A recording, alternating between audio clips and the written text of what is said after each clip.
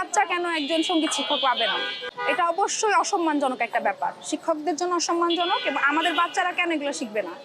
এবং আজকে আমাদের দেশ আগাচ্ছে না পিছাচ্ছে এগুলো আমি বলতে চাই না, কারণ আমার দাদাও কিন্তু শিখছে। হ্যাঁ, আমার মা শিখছে, আমি শিখছি। তো আমার বাচ্চা কেন একজন সঙ্গীত শিক্ষক পাবে না? আমি খুবই ক্ষুব্ধ এবং আমি সরকারের উপর বিরক্ত বলবো না, আমি আইনের উপর শ্রদ্ধা রাখতে পারবো কিভাবে আমি জানতে চাই। আমার বাচ্চাদের বড় করতেছি আমি, আমাকে এমনও শুনতে হয় অমুক স্কুল তমুক স্কুল, মাদ্রাসার বাচ্চাদের আমরা কেন দূরে সরে রাখবো? আর আমরা কেন আমরা কালচারাল গোষ্ঠীটাই আলাদা থাকবো? আমি তো ভাই সবার, আমরা সবার হইতে চাই, তাই না? আমরা গান সবাই গাবো, মাদ্রাসায় কেন জাতীয় সঙ্গীত গাওয়া হবে না?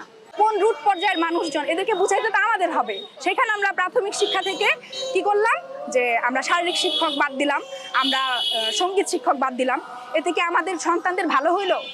ক্ষমতার খেলা তোরা খেল ভাই, কিন্তু আমাদেরকে গান গাইতে দে, আমাদের শাড়ি পরতে দে, টিপ পরতে দে, আমরা যা মন চাই করি। আমি তো তার ক্ষতি করতেছি না, আমি কোনো কিছু চিনি না ভাই, আমি আমার সমস্যা দেখতেছি। আমি আমার ছেলে মেয়ের এরকম হইতে দিব না ভাই, এবং এইটাই বাংলাদেশ, এইটাই সত্য ভাই।